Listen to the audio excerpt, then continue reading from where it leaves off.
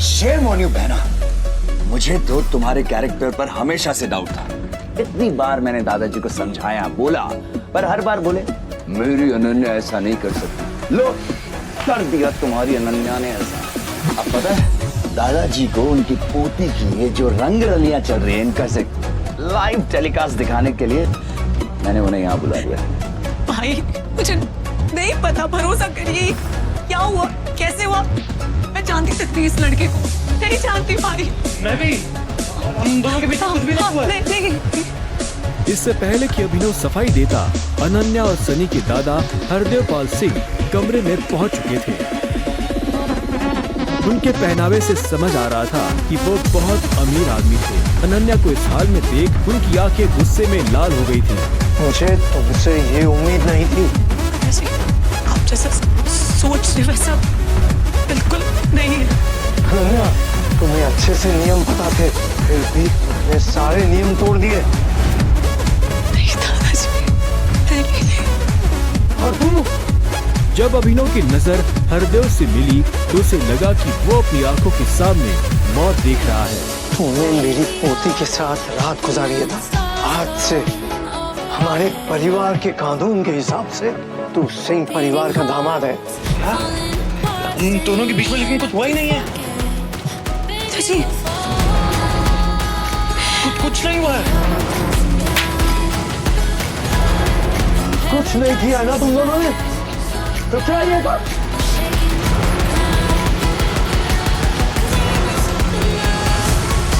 इससे पहले कि अभिनव कुछ समझे, हरदेव के आदमियों ने उसे मारना शुरू कर दिया था।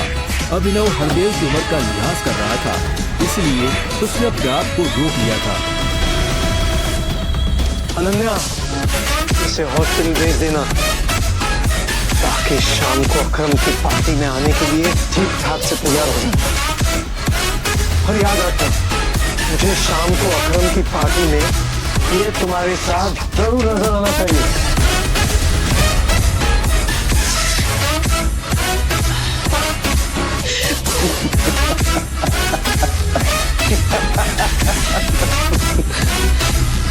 क्यों मेरी जिंदगी बर्बाद कर दी तुमने, क्यों? अभिनव के पास इस सवाल का कोई जवाब नहीं था। वहाँ जाकर अभिनव शाम को होने वाली पार्टी के लिए तैयार होने लगा। उसे हरदेव और उसके आदमियों का डर नहीं था।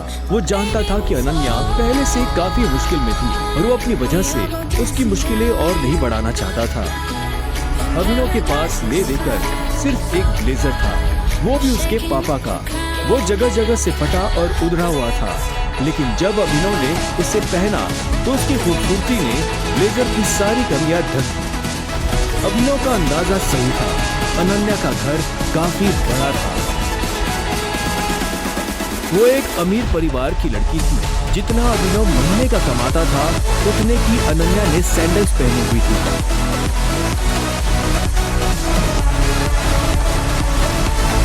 अनन्या की आंखों में दिख रहा था वो अभिनव से कितनी नफरत करती थी। अभिनव भी पार्टी में इतने बड़े लोगों के बीच जाने से घबरा रहा था। उसी घबराहट में उसने कब अपने पापा की अंगूठी को उंगली में गोल गोल घुमाना शुरू कर दिया, उसे पता ही नहीं चला।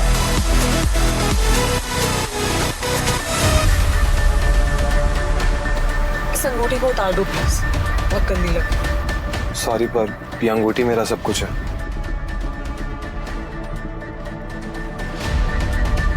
अकरम का घर किले जैसा था, जिसके चारों तरफ बाउंसर्स बंदूकें लिए खड़े थे। जैसे ही अनन्या और अभिनव अंदर आए तो इतने में उसकी नजर देवेन से टकरा गई।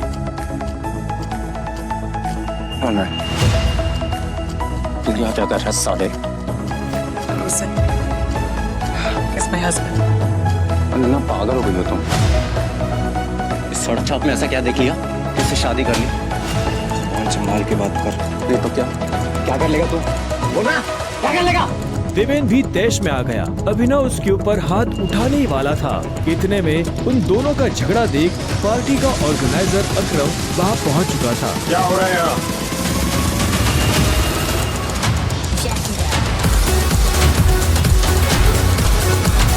अकरम सर, देखें इस आदमी, ये क्रिमिनल है, जबरदस्ती अपनी पार्टी में घुसा है।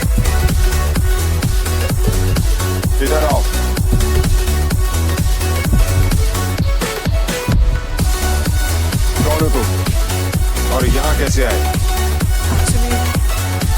ये मेरे पति है। अकरम को अनन्या की बात पर विश्वास नहीं हुआ। तुम इस पार्टी में इनवाइटेड नहीं हो। इससे पहले कि मैं पुलिस को बुलाऊं, चले जाओ यहाँ से। Thank you Akram sir. और अनन्या, तुम भी इससे दूर रहो, साला गरीब कहीं का। रुको। अकरम भागते हुए अभिनव के पास गया और उसकी अंगूठी को देखने लगा। मुझे तुमसे कुछ जरूरी बात करनी है, अकेले में। चलो। अकरम ने कहा और अभिनव का हाथ पकड़कर उससे अपने साथ अंदर ले जाने लगा।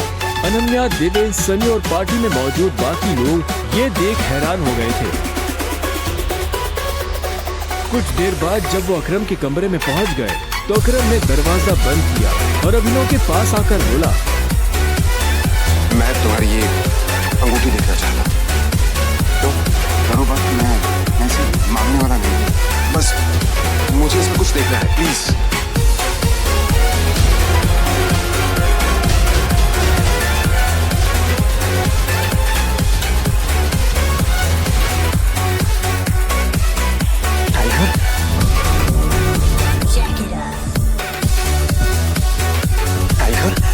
अभिनव ने अकरम के मुंह से ये शब्द सुना तो वो हैरान हो गया। उसे अचानक से अपने पिता के वो आखिरी शब्द याद आ गए जो उन्होंने अभिनव से विदा लेते हुए कह दिए थे। लेकिन अभिनव हैरान था, उससे समझ नहीं आ रहा था कि अकरम ये सब कैसे जानता था। आखिरकार मैंने तुम्हें ढूंढ ही लिया, टाइगर। टाइगर?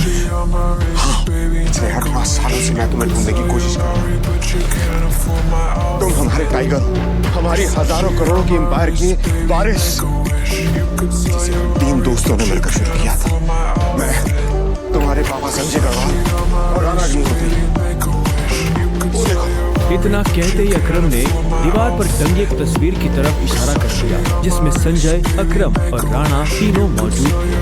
राणा को देख अभिनव को झटका लगा। उसकी आंखों के सामने वो सपना फिर से हरा हो गया जो वो हर सुबह देखकर उठता था। उस रात अभिनव के पिता को जिस आदमी ने गोली मारी थी वो राणा था। दोस्त होने के बावजूद राणा ने अभिनव के पिता के साथ गद्दारी की थी। अभिनव की आंखें चिंगारी सी लाल हो गई। क्या हुआ? तुम इतना गुस्से में क्यों? मैं ठीक हूँ। आप मुझे कुछ कहना चाहते हैं? तो मैं तुम्हें हमारी कंपनी द माफिया किंग के बारे में कुछ बता रहा था, जिसे हम 3 दोस्तों ने मिलकर खड़ा किया था। द माफिया किंग, जिसके नाम से पॉलिटिशियन, सेलिब्रिटीज, इस देश का सबसे बड़ा आदमी भी कांपता था।